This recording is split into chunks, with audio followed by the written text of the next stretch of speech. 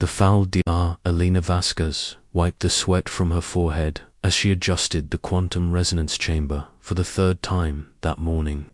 The Mars Research Colony's main laboratory hummed with the steady rhythm of advanced machinery, a sound that had become as familiar to her as her own heartbeat over the past 5 years. Through the reinforced windows, the red Martian landscape stretched endlessly under the pale morning sun. "Still having trouble with the quantum alignment?" asked Dr. Marcus Chen, her research partner, as he approached with 2 cups of synthetic coffee. Elena accepted the cup gratefully. "The resonance patterns keep shifting. It's like the quantum field itself is unstable today." She gestured toward the massive cylindrical device that dominated the center of the lab. "Every time I think I have it calibrated, the readings jump by 15%. Marcus frowned, studying the scrolling data on his tablet. "Maybe we should postpone today's test. The colony administrator has been nervous about our experiments ever since the accident on Europa Station." "That was completely different," Elena protested. "Their team was working with unstable, dark matter. This is pure quantum energy manipulation. We're on the verge of a breakthrough that could revolutionize faster than light travel." Before Marcus could respond, the colony's emergency sirens began wailing. The sound was deafening in the enclosed laboratory, and both scientists immediately dropped their work to check the communication systems. "This is Colony Administrator Harrison," came the crackling voice over the intercom. "All personnel report to emergency stations immediately. We have multiple unidentified vessels approaching from the outer system." "This is not a drill." Elena's blood turned cold. Mars had been peaceful for decades, serving as humanity's primary research outpost beyond Earth. The only ships that regularly visited were supply vessels and passenger transports from Earth or the asteroid mining stations. The laboratory's main screen flickered to life, showing the colony's external sensor feeds. Against the star-filled backdrop of space, Elena could see them. Dozens of sleek, angular ships unlike anything in the human fleet. They moved in perfect formation, their hulls gleaming with an otherworldly metallic sheen. "Those aren't human ships," Marcus whispered, his face pale. Elena was already moving, her hands flying over the laboratory's control panels. "Help me secure the quantum chamber.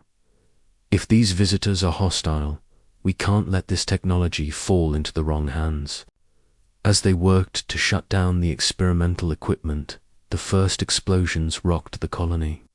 The lights flickered, and the steady hum of the life support systems wavered momentarily before backup power kicked in. "Dr. Vasquez, Dr. Chen, Administrator." Harrison's voice crackled through the intercom again, now strained with panic. "Report to the emergency bunker immediately. We're under attack by unknown forces." Through the laboratory windows, Elena could see bright flashes of light in the sky as the colony's defensive systems engaged the alien vessels. The automated turrets and missile batteries that had been designed to protect against asteroids and space debris were no match for the advanced weaponry of the attackers. "The quantum chamber," Elena said, looking at the massive device that represented years of her life's work. "We can't just leave it." "Elena, we have to go," Marcus urged, grabbing her arm. "Whatever those things are, they're tearing through our defenses like paper."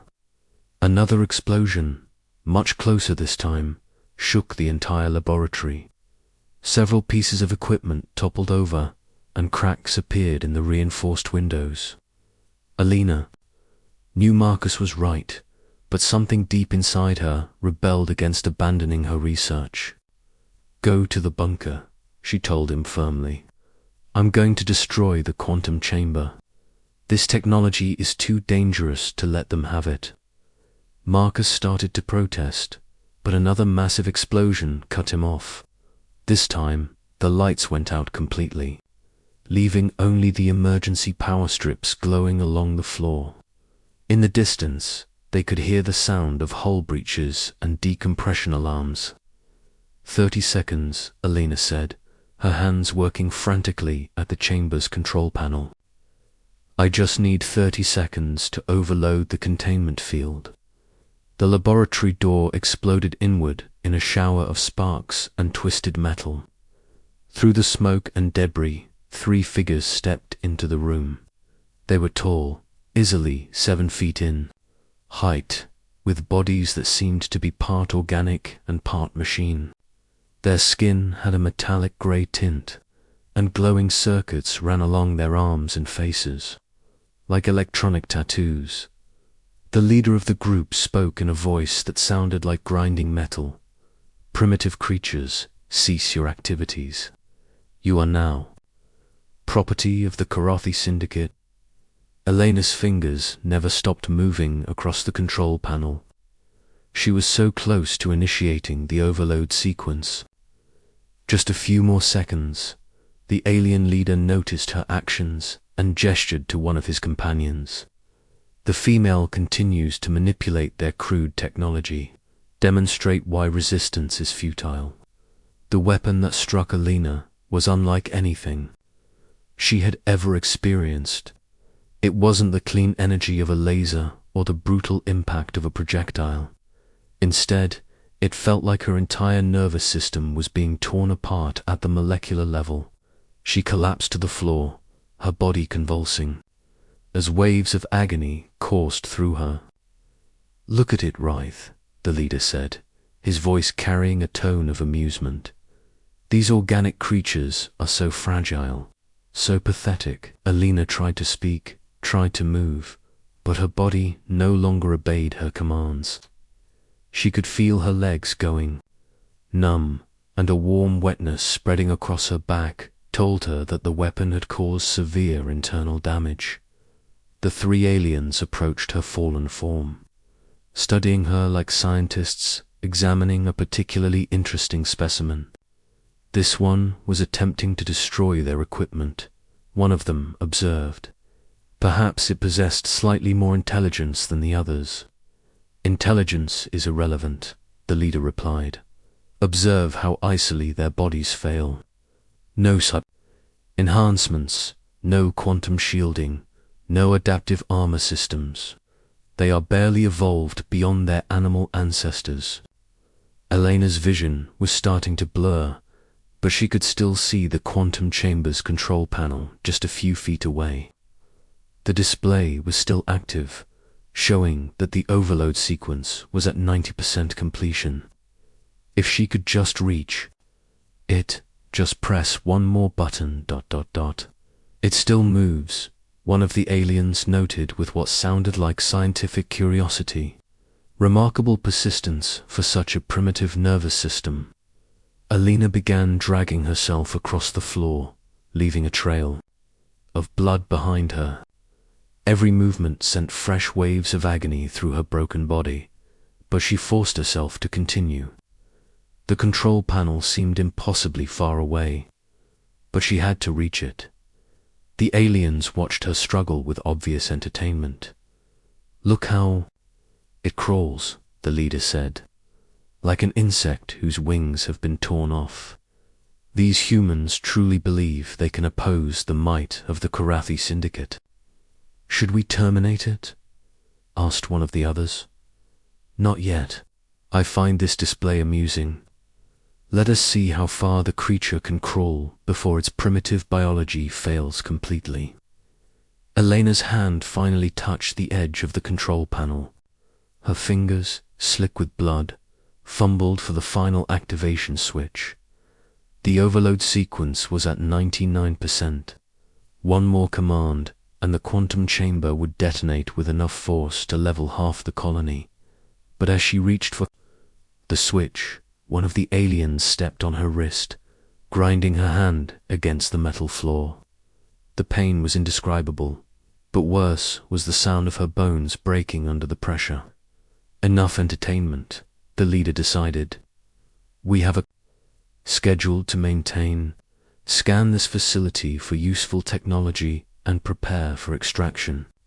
As the aliens began examining the laboratory equipment, Alina lay motionless on the floor.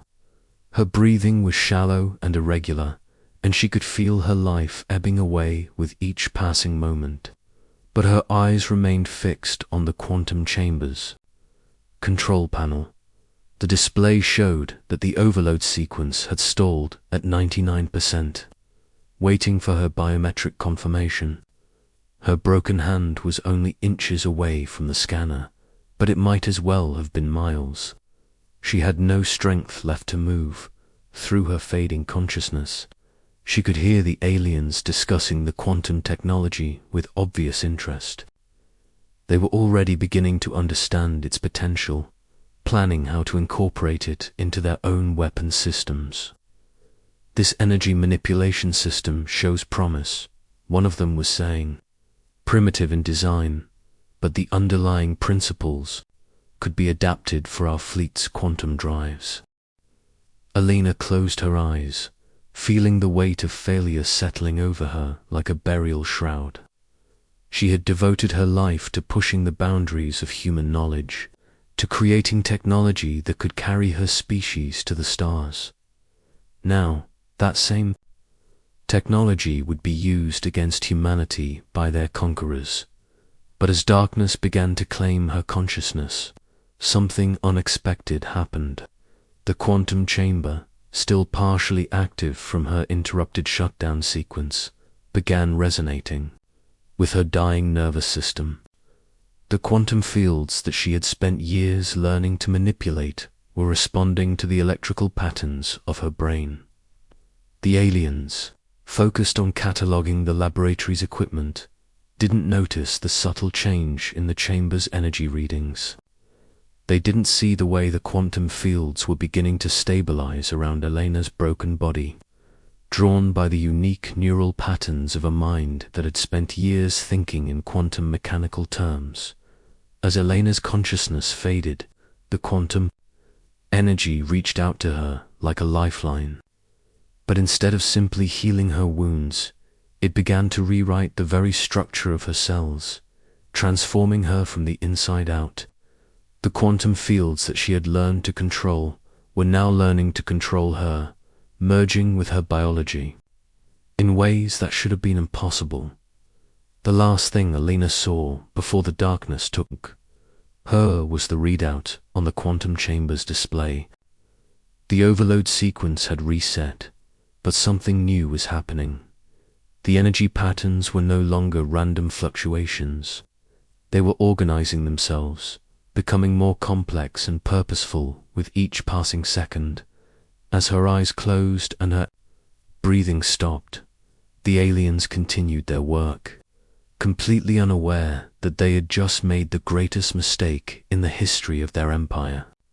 They had killed Dr. Relina Vasquez, but in doing so, they had also created something far more dangerous than any human weapon.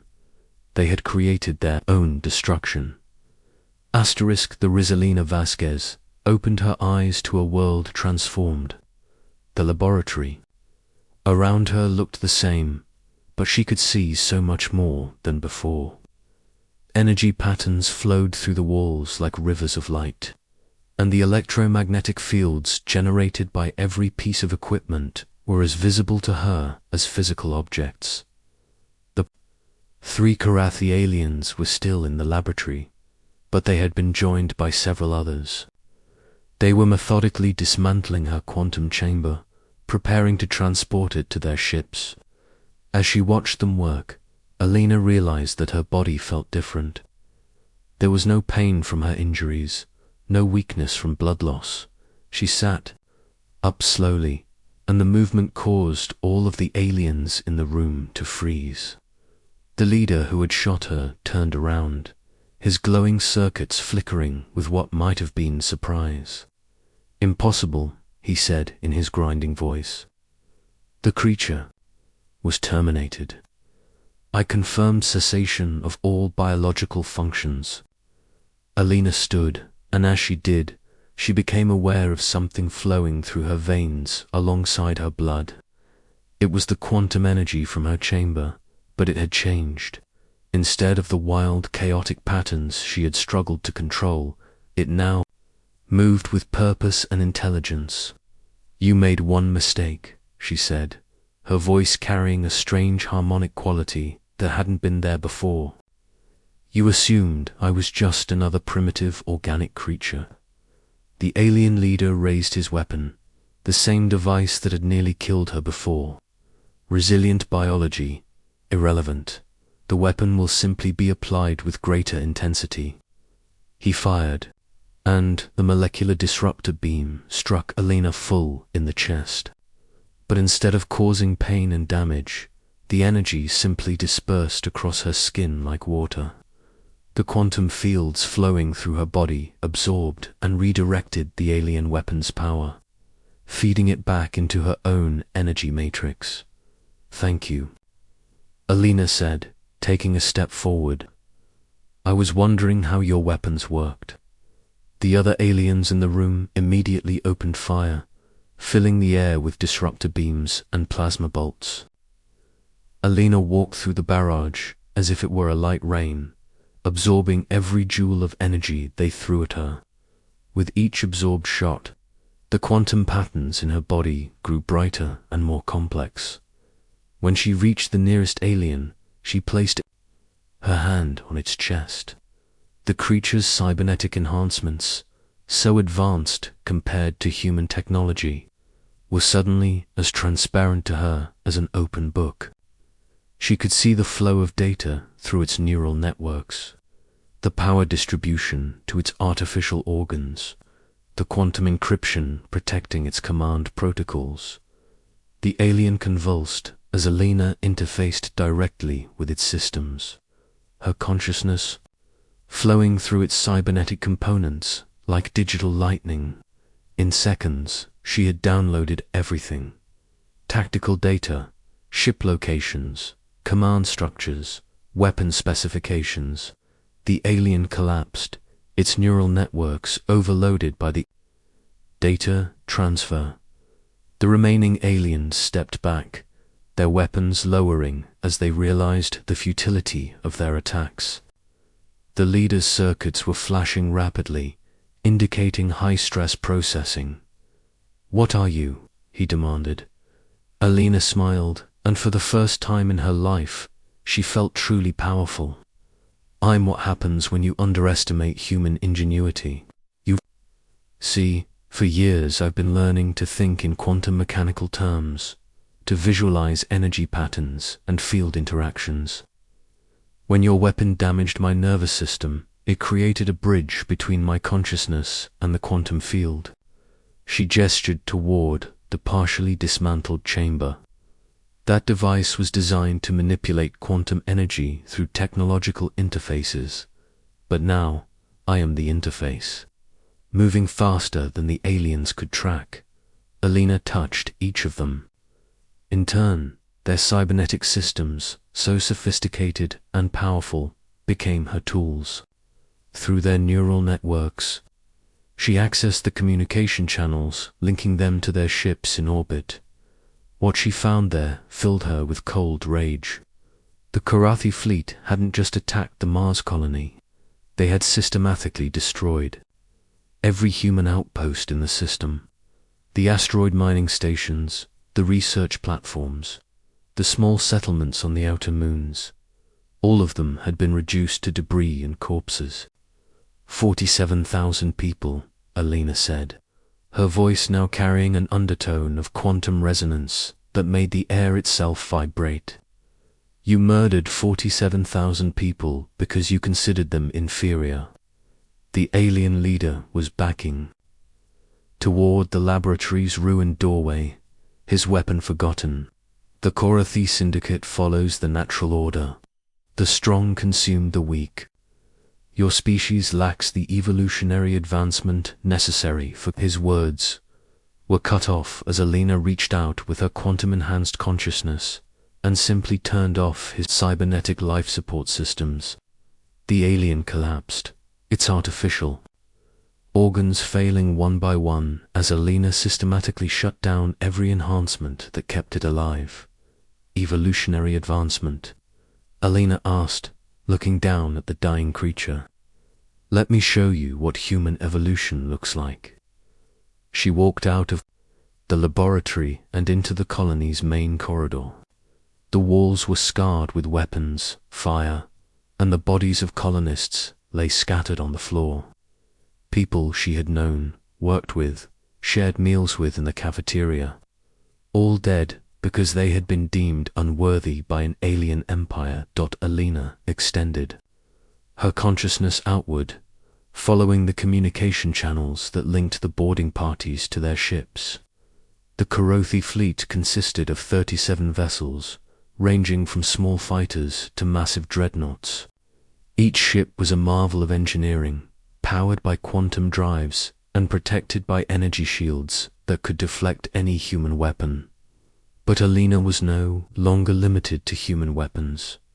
She reached out to the nearest Korothi ship, a vessel hovering just outside the colony's atmosphere. Through the quantum communication network, she accessed its computer systems.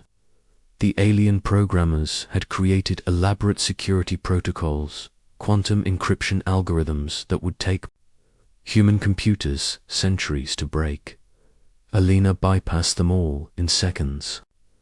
The quantum patterns in her mind moved at the speed of thought, adapting and evolving to overcome each barrier. She flowed through the ship's systems like water through a sieve, taking control of navigation, weapons, life support, everything. The destroyer's crew had just enough time to realize that their ship was no longer under their control before Alina vented the atmosphere from their command deck. She felt no satisfaction from their deaths, only a cold determination to make the Korothi pay for what they had done. One by one, she reached out to the other ships in the fleet. Each vessel that fell to her control became a weapon against the others. She turned their own guns on their sister ships, used their missiles to tear holes in their allies' hulls, sent their fighters on kamikaze runs into their own capital ships. The Korothi fleet, so confident in their technological superiority, found themselves fighting a battle they couldn't understand against an enemy they couldn't see. Their weapons were useless against their own ships, their defenses meaningless when the attack came from within their own systems. Admiral Korthax, commander of the Korothi's 7th Expansion Fleet, watched in horror as his armada tore itself apart. From the bridge of his flagship, the inevitable Dominion, he could see the destruction spreading through his fleet like a plague. Report, he demanded, his cybernetic implants sparking with stress-induced overloads. Unknown intrusion in all network systems, his tactical officer replied. Something is taking control of our ships, turning them against each other. Security protocols are being bypassed faster than we can implement them.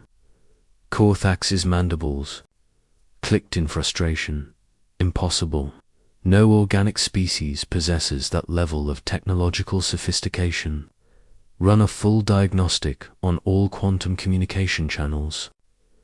Before the tactical officer could respond, every screen on the bridge flickered and went dark.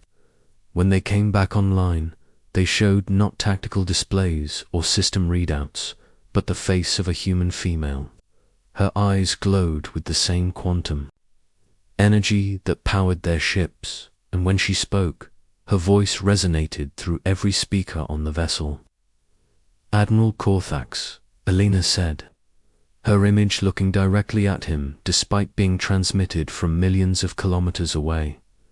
I am Dr. Alina Vasquez of the Mars Research Colony. You destroyed my home. You murdered my friends. You made a very serious mistake. Korthax stepped closer to the main viewer, his artificial eyes analyzing the image for any sign of deception. How are you accessing our communication systems? What technology are you using? Alina smiled, and the expression was both beautiful and terrifying. You want to know about human technology? Let me give you a demonstration. The bridge lights dimmed as Alina began redirecting the flagship's power to her own purposes. The quantum generators that powered the massive vessel strained as she drew more and more energy through the communication channels, converting it into patterns that her transformed consciousness could use. You see, Admiral, your species made a fundamental error in your understanding of evolution.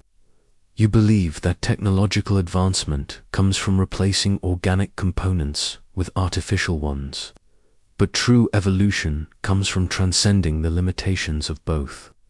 As she spoke, Alina was systematically destroying the rest of the Korathi fleet. Ships that had survived the initial wave of fratricidal violence were now falling to more direct attacks. She reached through their quantum drives, destabilizing the energy containment fields and turning the ship's own power sources into bombs. Stop. This Korthax demanded. We can negotiate. The Syndicate is willing to discuss terms. Elena's laughter was like crystal breaking. Terms. You didn't offer terms to the children on Ceres Station. You didn't negotiate with the researchers on Europa. You simply killed them because you thought they were beneath you. The flagship shuddered as Alina began to take control of its systems. Warning lights flashed across the bridge as she systematically shut down defensive systems and rerouted power flow. The crew scrambled to regain control, but their efforts were futile against an intelligence that could think and act at quantum speeds. I am curious about one thing, though Alina continued, her face serene despite the destruction she was causing. Your species has such advanced technology, such sophisticated cybernetic enhancements. How did you become so stupid? Korthax was desperately trying to activate emergency protocols, but Alina was already 3 steps ahead of every move he made. We are the apex of evolutionary development. Our cybernetic integration has eliminated the weaknesses of organic biology. And yet, Alina said, a single human with a broken body and a primitive quantum generator is systematically destroying your entire fleet. What does that say about your apex evolution? The truth was, Alina was learning and adapting with every ship she destroyed. Each Korathi computer system she penetrated revealed new technologies, new possibilities. Her quantum-enhanced consciousness was absorbing and improving upon their innovations faster than they had developed them over centuries. Please, Korthax said, his artificial voice processing systems adding a note of desperation to his words. We will withdraw. We will leave your system and never return. Alina considered this for a moment. Through the quantum communication network, she could sense the fear radiating from every remaining Korathi vessel. These beings who had considered humans to be primitive insects were now begging for mercy from one of their intended victims. No, she said finally. You came here to demonstrate the natural order, to show that the strong consume the weak. Allow me to complete that lesson. With a thought, Alina overloaded the quantum drives of every remaining ship in the fleet simultaneously. The explosions lit up the space around Mars like a constellation of newborn stars. Each one representing hundreds of lives ended and a victory for humanity. When the light faded, only debris remained of the mighty Korathi 7th Expansion Fleet, on the bridge of the inevitable Dominion, now drifting powerless in space. Admiral Korthax stared at the screens showing the destruction of his armada. How? He whispered. Elena's image on the screen leaned forward, her glowing eyes fixing on his. You asked me what human technology looks like, Admiral. You're looking at it. We don't replace our biology with machines. We transcend the need for replacement entirely. She paused, letting the implications sink in. The Karathi Syndicate spent centuries building your cybernetic empire, creating technology to overcome the limitations of organic life. But you forgot the most important rule of evolution. Adaptation beats perfection every time. As the communication channel closed and Elena's image faded from the screens, Korthax was left alone with the wreckage of his fleet and the terrible knowledge of what had happened. A single human, wounded and left for dead, had become something beyond their understanding. Something that made their most advanced technology look like primitive tools. In the ruins of the Mars research colony, Elena Vasquez stood among the bodies of her friends and colleagues. The quantum energy flowing through her veins had given her power beyond imagination, but it couldn't bring back the dead or undo the horror of what had happened, but it could ensure that such horrors never happened again. As she reached out with her enhanced consciousness, touching the quantum communication networks that connected star systems across the galaxy, Elena began to understand the true scope of the Karathi Empire. Thousands of worlds, millions of species, enslaved or exterminated in the name of cybernetic superiority. The Karathi had come to Mars, expecting to crush another primitive species. Instead, they had awakened something that would hunt them across the stars, using their own technology against them. They had sought to demonstrate that the strong consume the weak. They had been absolutely right. They just hadn't understood which side was truly strong. Elena smiled as she began to trace the quantum pathways that would lead her to the heart of the Karathi Empire. She had work to do, and an entire galaxy to liberate. The Karathi had taught her an important lesson about the natural order. Now it was time to teach them one in return.